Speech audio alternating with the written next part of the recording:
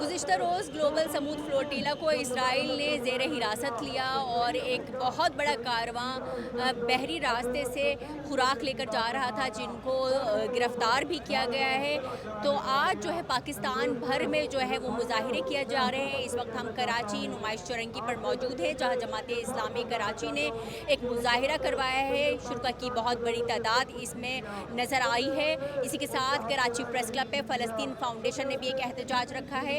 اگر ہم بات کریں شہر بھر کی، تو شہر بھر میں اس وقت چھوٹی بڑی تنظیمیں جو ہے وہ سڑکوں پر آ گئی ہیں اور وہ مخالفت کر رہی ہیں اس گرفتاری کی، اور وہ مخالفت کر رہی ہیں اسرائیل کی، اسرائیلی جارحیت کی۔ جماعت اسلامی کی اس میں مشتاق سینٹر مشتاق احمد خان موجود ہیں، پوری دنیا کے کافی سارے لوگ وہاں موجود ہیں۔ آپ جانتے ہیں جس طرح سے اسرائیل نے جارحیت کا جو شکار کیا ہوا ہے، غزہ کے لوگوں کو نسل کشی کی جا رہی ہے، پوری دنیا میں احتجاج ہو رہا ہے، لیکن اسرائیل اپنے اوشے اتھنڈوں سے باز نہیں آ رہا۔ تو ہم اس کو یہ باور کرانا چاہتے ہیں، اس کو بتانا چاہتے ہیں کہ مسلمان جو ہے کمزور نہیں ہیں، آپ ان کو کمزور نہیں سکو، ہم غزہ کے مسلمانوں کے ساتھ کھڑے ہیں اور انشاءاللہ آخری حد تک جائیں گے۔ میں یہاں اپنا ایک چھوٹا سا حق فرض ادا کرنے آئی ہوں، جو کہ ہم بحیثیت امت مسلمہ تو ہمارے اوپر بہت سارے فرائض ہیں کہ میں جو ہمارے فلسطین بہن بھائی تکالیف برداشت کر رہے ہیں، ہم تو ان کے ساتھ وہاں شریک نہیں ہیں، لیکن ہم ان کو یہ بتانے آئے ہیں کہ ہم آپ کے ساتھ ہیں۔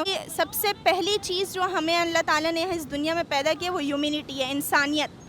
آپ کے اندر اگر انسانیت ہے تو آپ انسان ہیں، اگر آپ کے اندر انسانیت نہیں ہے تو آپ انسان نہیں۔ اور اس بات پہ میں اپریشیٹ کرتی ہوں ان تمام ممالک کو، ان تمام نان مسلمس کو کہ جنہوں نے انسانیت کی خاطر اپنا گھر بار چھوڑ کر اس فلوٹیلا میں شامل ہیں اور اپنے ہی بچوں کی طرح ان کے بچوں کو محسوس کرتے ہوئے، ان کے درد کو محسوس کرتے ہوئے نکلے ہوئے ہیں۔ آج یہ احتجاجی مظاہرہ جماعت اسلامی کراچی کی طرف سے، جس میں اس سمود فلوٹیلا میں پاکستان سے سینیٹر مشتاق احمد خان اور 5 دیگر افراد پاکستان کی نمائندگی کر رہے ہیں۔ آج یہ مظاہرہ اسرائیل کی دہشت گردی کے خلاف، جینوسائیڈ کے خلاف